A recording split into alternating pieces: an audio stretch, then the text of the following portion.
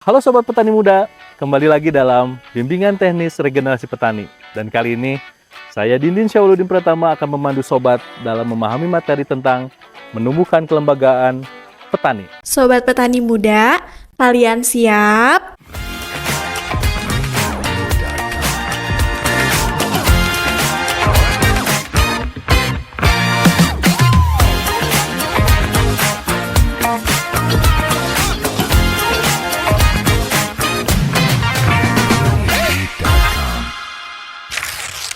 Tujuan pembelajaran kali ini adalah 1. Peserta memahami tujuan dan manfaat dibentuknya kelembagaan petani. 2. Peserta memahami teknik penumbuhan kelembagaan tani. 3. Peserta memahami cara mengembangkan kelembagaan tani menjadi kelembagaan ekonomi petani atau KEP.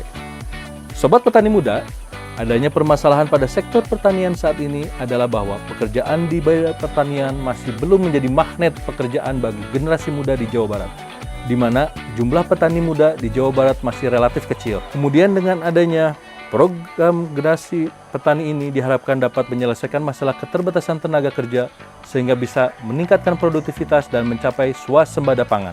Program regenerasi petani bercita-cita mendorong regenerasi tenaga kerja di sektor pertanian Jawa Barat yang memiliki inovasi, gagasan, dan kreativitas. Pengembangan kelompok tani dalam rangka meningkatkan usaha tani juga merupakan upaya percepatan bagi pemberdayaan petani yang jumlahnya cukup banyak dan berada di kawasan pedesaan yang tersebar luas. Sehingga dalam pengembangannya usaha pekerjaan kelompok diharapkan tumbuhnya pengetahuan dan wawasan kebersamaan dalam memecahkan permasalahan pertanian saat ini.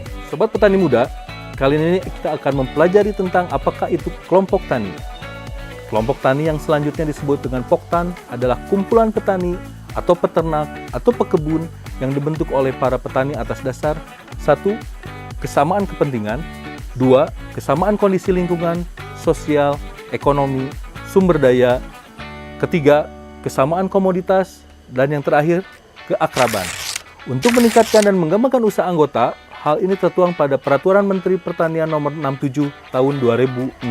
Penumbuhan dan pengembangan Poktan dilakukan melalui pemberdayaan petani dengan perpaduan dari budaya, norma, nilai, dan kearifan lokal. Untuk meningkatkan usaha tani dan kemampuan Poktan dalam melaksanakan fungsinya, penyebutan Poktan dimaksud dapat menggunakan nama antara lain paguyuban, syarikat, dan ikatan yang selaras dengan budaya, kearifan lokal dan tidak menyimpang dari karakteristik yang meliputi ciri, unsur pengikat, fungsi, dan dasar penumbuhan dan pengembangan kelembagaan petani. Pemberdayaan petani dilakukan melalui kegiatan pelatihan dan penyuluhan dengan melakukan pendekatan kelompok.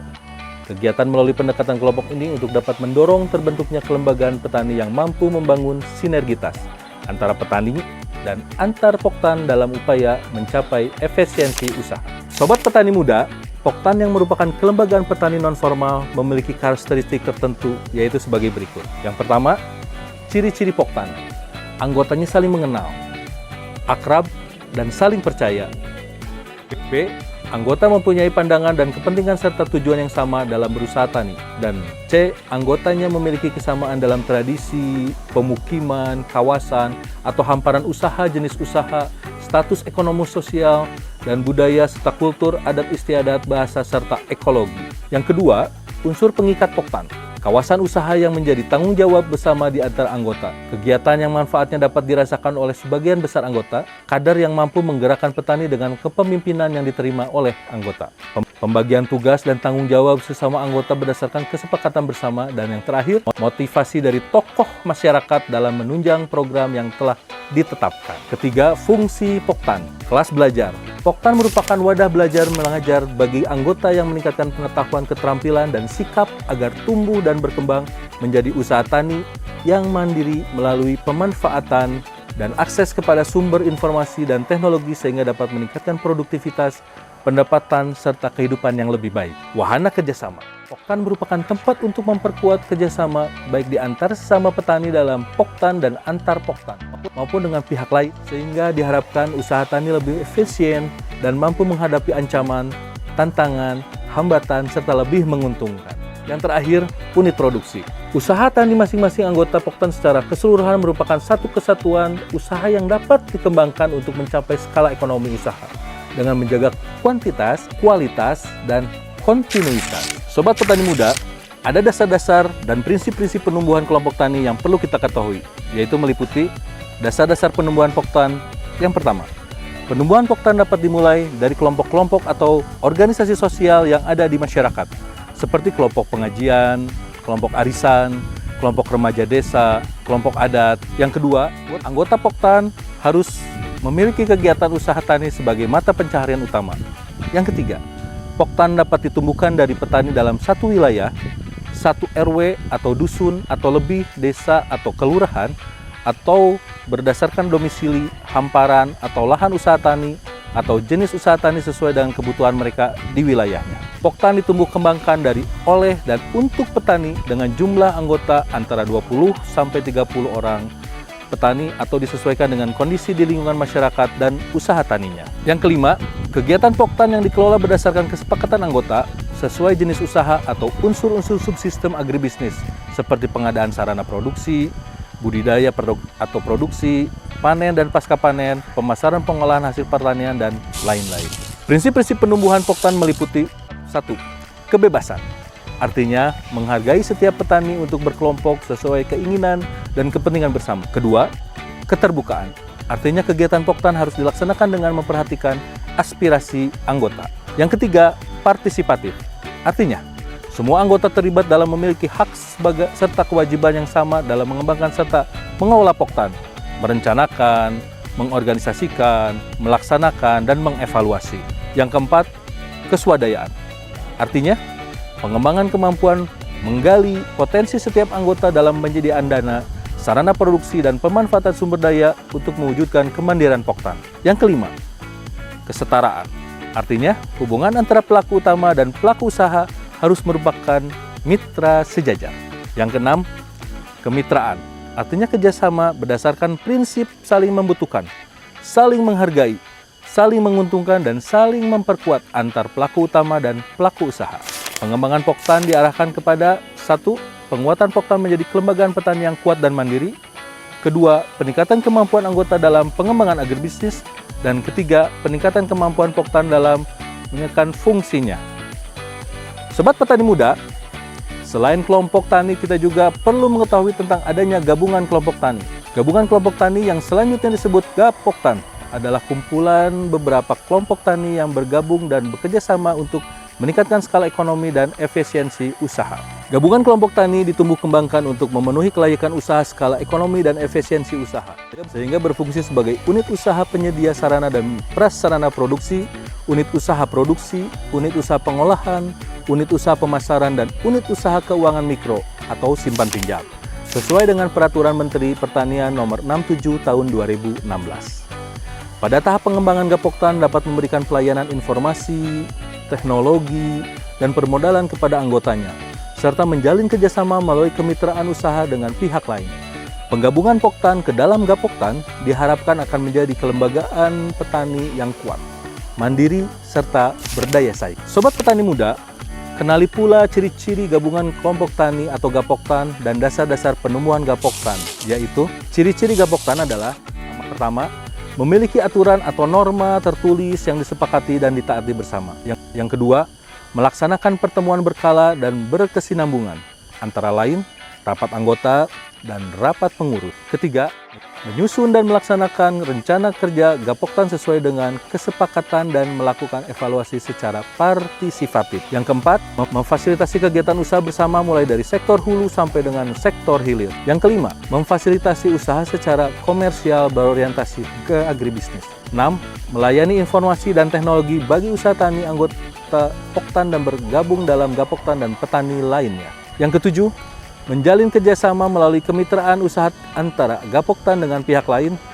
Dan kedelapan, melakukan pemupukan modal usaha baik melalui iuran anggota maupun dari penyisihan hasil usaha Gapoktan dan sumber lain yang sah dan tidak mengikat. Sedangkan dasar-dasar penumbuhan Gapoktan meliputi: yang pertama, penumbuhan Gapoktan dimulai dari musyawarah yang partisipatif pada masing-masing Poktan untuk menyepakati keikutsertaan kelompoknya dalam Gapoktan tanpa ada pemaksaan. 2. Gapoktan tumbuh dari Poktan-Poktan yang ada di desa atau kelurahan. Selanjutnya, melalui kegiatan penyuluhan pertanian, diarahkan dengan menumbuhkan Gapoktan yang terikat dengan kepentingan bersama untuk mengembangkan skala usaha yang menguntungkan dan efisien. Ketiga, penggabungan Poktan dalam Gapoktan dilakukan oleh Poktan yang berada di dalam satu wilayah desa atau kelurahan, atau penggabungan Poktan yang berada dalam satu wilayah kecamatan untuk menggalang kepentingan bersama secara kooperatif. Sobat petani muda, peningkatan kemampuan Gapoktan bertujuan agar Gapoktan dapat berfungsi sebagai satu, unit usaha sarana dan prasarana produksi. Yang kedua, unit usaha tani atau produksi. Yang ketiga, unit usaha pengolahan. Yang keempat, unit usaha pemasaran. Yang kelima, unit usaha keuangan mikro atau simpan pinjam. Yang keenam, penyedia informasi, serta terakhir, unit jasa penunjang lainnya. Gapoktan harus didaftarkan di Balai Penyuluh Pertanian Kecamatan atau BPP dan datanya dimuat di dalam Sistem Informasi Manajemen Penyuluhan Pertanian atau Simluhtan Kementerian Pertanian. Sobat petani muda, kita sekarang sudah mengetahui apakah itu kelompok tani atau Poktan dan sudah mengetahui apakah itu gabungan kelompok tani atau Gapoktan. Dalam perjalanannya, kelembagaan petani yang saat ini sedang dikembangkan kedepannya akan menjadi sebuah kelembagaan ekonomi petani atau KEP. KEP adalah lembaga yang melaksanakan kegiatan usaha tani yang dibentuk oleh, dari, dan untuk petani guna meningkatkan produktivitas dan efisiensi usaha tani baik yang berbadan hukum maupun yang tidak berbadan hukum sesuai dengan amanah Undang-Undang Nomor 19 Tahun 2013. Pada bagian penguatan kelembagaan dan bagian kelembagaan ekonomi petani, undang-undang tersebut menerangkan bahwa badan usaha milik petani dibentuk oleh, dari, dan untuk petani melalui gabungan kelompok tani dengan penyertaan modal yang seluruhnya dimiliki oleh gabungan kelompok tani. Badan usaha milik petani berbentuk koperasi atau badan usaha lainnya sesuai dengan ketentuan peraturan perundangan yang memiliki fungsi untuk meningkatkan skala ekonomi, daya saing, wadah investasi, dan pengembangan jiwa kewirausahaan petani. Untuk mengetahui perubahan dari Poktan, Gapoktan, hingga KEP, kita perlu melihat transformasi kelembagaan petani menjadi kelembagaan ekonomi petani atau KEP. Yang pertama, pada kelembagaan petani, ciri-cirinya struktur organisasi sederhana, masih merupakan kelas belajar, wadah kerjasama dan unit produksi, usaha tani subsisten, masih skala rumah tangga, teknologi tradisional atau manual, dan bersifat on-farm atau hulu. 2. Sedangkan pada kelembagaan ekonomi petani memiliki struktur organisasi yang lebih kompleks, sudah memiliki jejaring usaha, memiliki mitra bisnis, merupakan unit usaha, usaha tani sudah agribisnis, skala ekonomi berbasis kawasan teknologi mekanik mesin dan bersifat on-farm dan off-farm, hulu atau hilir. Sobat petani muda, penumbuhan kelembagaan petani adalah upaya dalam mensejahterakan petani. Salah satunya dengan dibentuknya kelompok-kelompok tani yang berharapkan dapat berfungsi sebagai wadah yang dapat memotivasi petani sebagai anggotanya untuk lebih aktif dan berperan dalam berbagai kegiatan guna mengembangkan usaha taninya. Demikian materi yang dapat saya sampaikan pada bimbingan teknis regenerasi petani ini. Saya mohon maaf apabila dalam memandu sobat petani muda dalam memahami materi tentang penumbuhan kelembagaan petani ada kekurangan dan kehilafan. Semoga materi dapat memberikan manfaat dan menambahkan wawasan pengetahuan. Terima kasih atas perhatian sobat petani muda. Wabillahi taufiq wal hidayah. Wassalamualaikum warahmatullahi wabarakatuh.